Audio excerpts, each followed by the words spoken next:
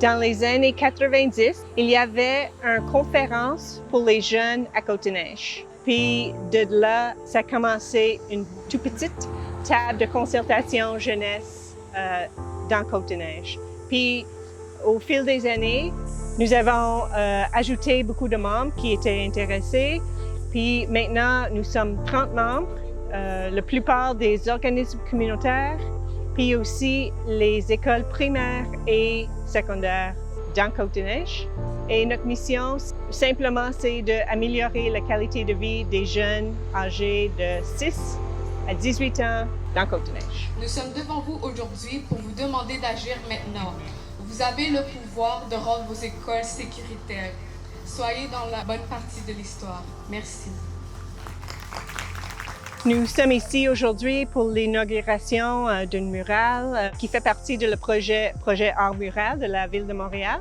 Ça fait plusieurs murales que la Table Jeunesse de Côte-des-Neiges et Prévention Côte-des-Neiges NDG a travaillé ensemble pour éduquer les personnes sur les murales. Le mot-clé dans la table, c'est la concertation.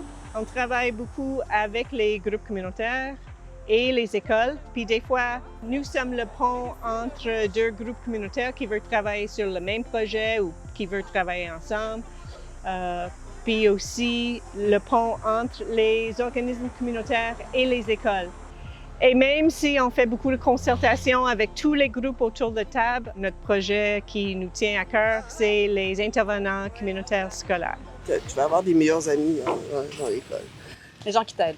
Les gens qui t'aident. Tu vois, toutes les petites madames là, au service de garde, puis tout ça, trust-les parce qu'elles savent c'est quelle famille qui a des difficultés, c'est quel enfant qui a un problème dans sa boîte à lunch, qui manque de ressources, etc. Fait que ça va être... À la table jeunesse, je suis intervenante communautaire scolaire et on a comme mandat de faire le lien entre l'école, la famille et la communauté.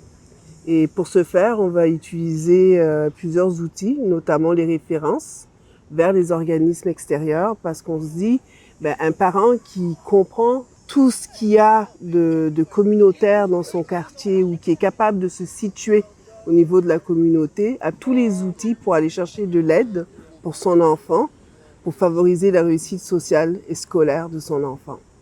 Donc, dans le quartier Côte-des-Neiges, on sait qu'il y a plusieurs organismes. Et nous, on essaye de faire vraiment le pont entre l'école, où sont les enfants, la famille, qui reste quand même à l'extérieur, et la communauté, qui inclut non seulement les familles, mais aussi les organismes communautaires. C'est un enjeu à Côte-des-Neiges parce que c'est un des quartiers les plus allophones, donc la plupart des communautés parlent juste une seule langue, donc c'est soit l'anglais, soit la langue maternelle.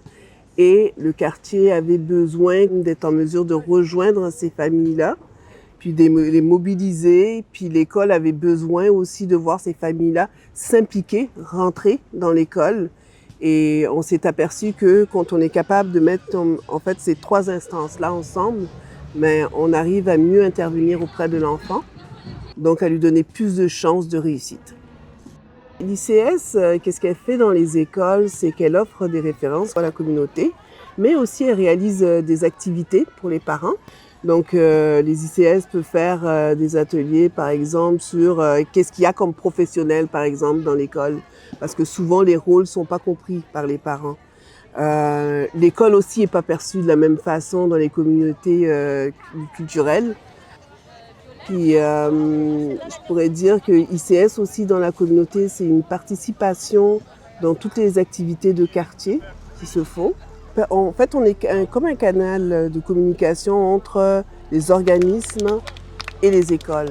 Moi, je vous dirais ICS, c'est mon coup de cœur, parce que c'est depuis 2008 et là, on est rendu en 2021. Puis c'est toujours une passion vraiment de vivre ça dans un quartier où on a le sentiment de faire partie de cette communauté, même si on n'y habite pas forcément. C'est comme une grande famille, Côte-des-Neiges, entre les organismes, les gens qui travaillent dans les organismes, les parents, les enfants.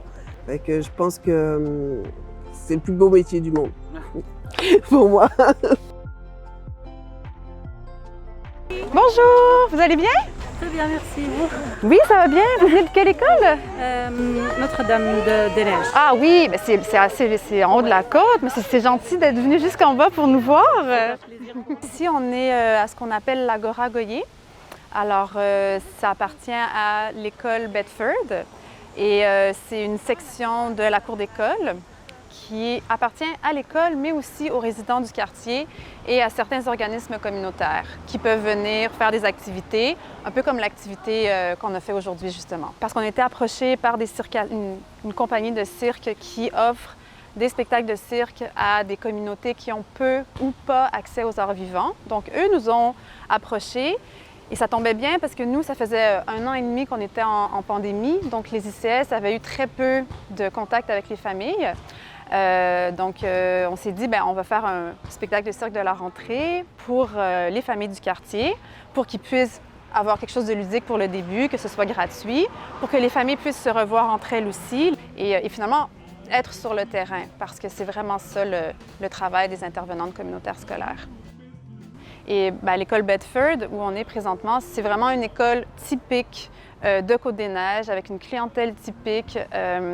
C'est des enfants qui viennent vraiment de partout à travers le monde. C'est des nouveaux arrivants, des immigrants. Alors, ils peuvent avoir des questions sur le logement, des difficultés au niveau alimentaire. Ils peuvent avoir des questions où est-ce que je peux offrir un cours de danse à mon enfant qui est gratuit. Donc, les intervenantes communautaires scolaires vont faire le pont entre les familles et les organismes du quartier qui peuvent subvenir à leurs besoins. Un enjeu qui est quand même assez important, c'est l'intégration scolaire. Les parents vivent parfois des inquiétudes parce qu'ils ont peur que leurs enfants qui arrivent au pays, qui ne parlent pas la langue, vont avoir un retard au niveau scolaire.